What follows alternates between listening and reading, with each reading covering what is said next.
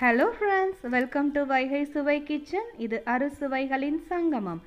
இன்னைக்கு நம்ம வீடியோல என்ன பார்க்க போறோம்னா பன்னீர் பட்டர் மசாலா ரெஸ்டாரன்ட் ஸ்டைல்ல நம்ம வீட்லயே எப்படி பண்ணலாம்னு பார்க்க போறோம்.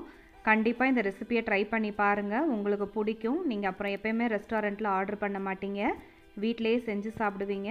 நீங்க நம்ம சேனலுக்கு புதுசா இருந்தா மறக்காம Subscribe பண்ணுங்க, ஷேர் பண்ணுங்க, லைக் பண்ணுங்க.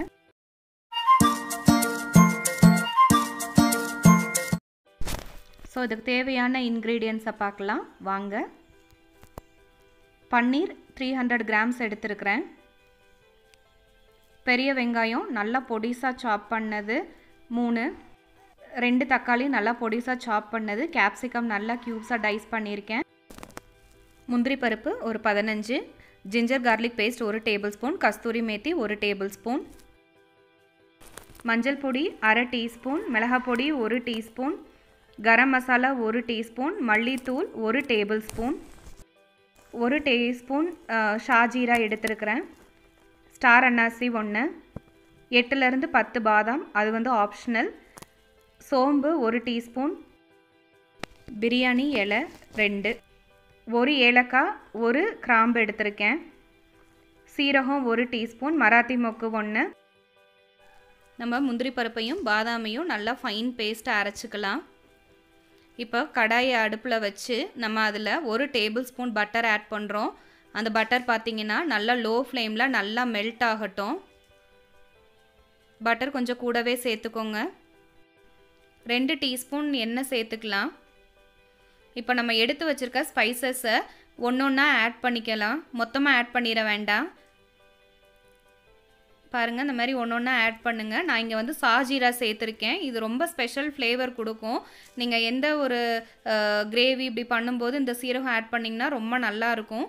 நம்ம சேர்த்துருக்க ஸ்பைசஸ் எல்லாமே இந்த பட்டரோட நல்லா உங்களுக்கு மிங்கிள் ஆகி வரும்.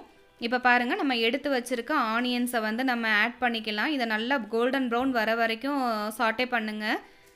இந்த சமயத்தில் நம்ம நறுக்கி வச்ச தக்காளியை வந்து சேர்த்துக்கலாம். தக்காளி நல்லா சாஃப்ட் ஆகணும். பாருங்கள், நல்லா சாஃப்ட் ஆயிடுச்சு. நான் இப்போ எடுத்து வச்சுருக்க கஸ்தூரி மேத்தியை கொஞ்சமாக ஆட் பண்ணுறேன். இந்த கஸ்தூரி மேத்தி பார்த்தீங்கன்னா இதுக்கு ரொம்ப நல்ல ஒரு ஃப்ளேவர் கொடுக்கும். இந்த மாதிரி 1 நிமிஷத்துக்கு நல்லா வதக்கி விடுங்க. இந்த சமயத்தில் நம்ம அரைச்சி வச்சுருக்க ஜிஞ்சர் கார்லிக் பேஸ்ட்டை ஆட் பண்ணிவிட்டு அது பச்சை ஸ்மெல் போகிற வரைக்கும் நல்லா வதக்கிக்கலாம். மஞ்சள் பொடி போட்டுக்கலாம். மல்லித்தூளை சேர்த்துக்குங்க. மல்லித்தூள் சேர்த்துட்டு 1 நிமிஷத்துக்கு இந்த மாதிரி நல்லா வதக்கி விடுங்க. இப்போ மிளகாய் பொடி போட்டுக்கலாம். உங்களோட காரத்துக்கு ஏற்ப மிளகாய் பொடி போட்டுக்கோங்க. கரம் மசாலா சேர்த்துக்கலாம். சீரக பவுடர் சேர்க்குறேன். இந்த சீரகம் சேர்க்கும்போது கொஞ்சம் வாசனை நல்லா தூக்கலாக இருக்கும். எடுத்து வச்சுருக்க குடமிளகாயை சேர்த்து இதை ஒரு 2லேருந்து 3 நிமிஷம் நல்லா வதக்கி விடுங்க. இப்போ இதுக்கு தேவையான தண்ணீர் சேர்த்துக்கலாம். நான் இங்கே பார்த்தீங்கன்னா 2 டம்ளர் தண்ணி சேர்த்துருக்கேன். இதுதான் நம்ம கிரேவிக்கான பேஸு. இதில் பார்த்தீங்கன்னா குடமிளகா ஆப்ஷனல் தான், உங்ககிட்ட இருந்தால் ஆட் பண்ணிக்கோங்க. நீங்கள் தக்காளி வெங்காயம் வதக்கிட்டு அதை டைரெக்டாக மிக்சியில் அரைச்சும் நீங்கள் அந்த பியூரியை சேர்த்துக்கலாம், நல்லாயிருக்கும். இப்போ இந்த டிஷ்ஷுக்கு தேவையான உப்பு நம்ம ஆட் பண்ணிட்டோம். இப்போ நம்ம லிட் போட்டு ஒரு 2 நிமிஷத்துக்கு நல்லா கொதிக்க விட்டுறலாம். பாருங்கள், இப்போ நம்ம அரைச்சி வச்சுருக்க கேஷ்யூநட் பாதாம் பேஸ்ட்டை வந்து இதில் ஆட் பண்ணுறோம். நம்ம அரைச்சிருக்க முந்திரி பருப்பு பேஸ்ட்டு தான் வந்து உங்களுக்கு இந்த டிஷ்ஷுக்கு ரொம்ப நல்ல ஃப்ளேவரும் நல்ல ரிச்னஸும் கொடுக்கும். நீங்கள் இதை ஆட் பண்ணதுக்கப்புறம் உங்களுக்கு நல்லா க்ரீமியாக இருக்கும். பாருங்கள், இதை மாதிரி நல்லா அரைச்சி ஆட் பண்ணிக்கோங்க. ஒரு 2 நிமிஷம் கொதிக்க விடுங்க. நீங்கள் ஆட் பண்ணதுக்கப்புறமா இந்த கிரேவி பார்த்தீங்கன்னா திக்காயிரும். இப்போது நீங்கள் உங்களுக்கு காரம் உப்பு ஏற்ற மாதிரி அட்ஜஸ்ட் பண்ணிக்கோங்க. இதை லோ ஃப்ளேமில் குக் பண்ணுங்கள், ஹை ஃப்ளேமில் குக் பண்ண வேண்டாம். ஏன்னா நம்ம கேஷ்நட் சேர்த்துருக்கிறனால உங்களுக்கு கீழெல்லாம் வந்து கொஞ்சம் சீக்கிரமாக அடி பிடிக்க ஆரம்பிச்சிரும். அதனால் கொஞ்சம் தண்ணி ஆட் பண்ணிக்கோங்க. நீங்கள் இப்போ பார்க்கலாம், கொதித்து வரும்போது உங்களுக்கு அந்த எண்ணெய் வந்து படிய ஆரம்பிக்கும். இது மாதிரி தண்ணி ஆட் பண்ணிவிட்டு ஒரு 5 மினிட்ஸ் வந்து நீங்கள் நல்லா சிம்மரில் வச்சு கிண்டி விட்ருங்க. பாருங்கள், உங்களுக்கு கிரேவி வந்து திக்காகும். உங்களுக்கு இதில் பார்த்தீங்கன்னா தெரியும், நல்லா இந்த மாதிரி கொதித்து வரும்போது நம்ம எடுத்து வச்சுருக்க கஸ்தூரி மேத்தியை இந்த மாதிரி உள்ளங்கையில் நல்லா தேய்ச்சிட்டு போடுங்க. இந்த மாதிரி போட்டிங்கன்னா உங்களுக்கு அந்த கஸ்தூரி மேத்தியோட ஃப்ளேவர் வந்து ரொம்ப நல்லா இருக்கும். இந்த மாதிரி கிரேவி திக்னஸ் ஆனதுக்கப்புறம் நீங்கள் எடுத்து வச்சுருக்க பன்னீர் யூஸ் பண்ணுங்கள். நான் வீட்டில் செஞ்ச பன்னீர் யூஸ் பண்ணனால டைரெக்டாக பண்ணிட்டேன்.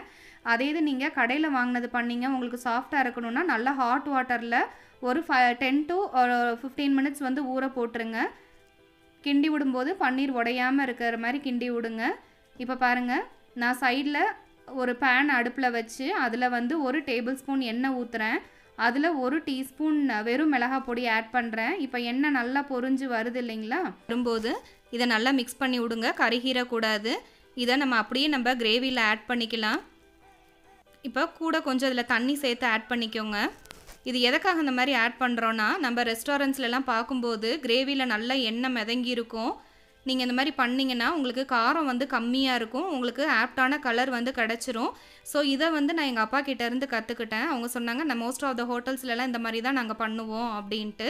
2 நிமிஷம் இந்த மாதிரி நல்லா குக் பண்ணுங்கள். ஸோ இந்த மாதிரி பெரிய ஹோட்டல்ஸ் ரெஸ்டாரண்ட் எல்லாத்துலேயுமே வந்து அவங்க இதை மாதிரி தான் யூஸ் பண்ணுவாங்க. இப்போது ஃபைனலாக நம்ம 1 டீஸ்பூன் பட்டர் ஆட் பண்ணிடலாம். பாருங்கள், நம்ம பன்னீர் பட்டர் மசாலா ரெடி ஆயிருச்சு. பார்க்க ரொம்ப அற்புதமாக இருக்குது. இதை நீங்கள் நான், சப்பாத்தி இல்லைனா ஜீரா ரைஸ், புலாவ் இது கூட வச்சு சாப்பிட்டிங்கன்னா ரொம்ப நல்லாயிருக்கும். நீங்கள் இதை உங்கள் வீட்டில் செஞ்சு பாருங்கள், பார்த்துட்டு எப்படி இருக்குன்னு சொல்லுங்கள். கண்டிப்பாக உங்களுக்கு இந்த ரெசிபி பிடிக்கும்.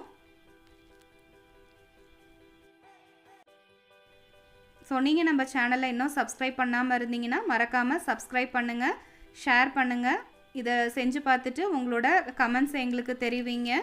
தேங்க்ஸ் ஃபார் வாட்சிங். வைகை சுவை, இது அறுசுவைகளின் சங்கமம்.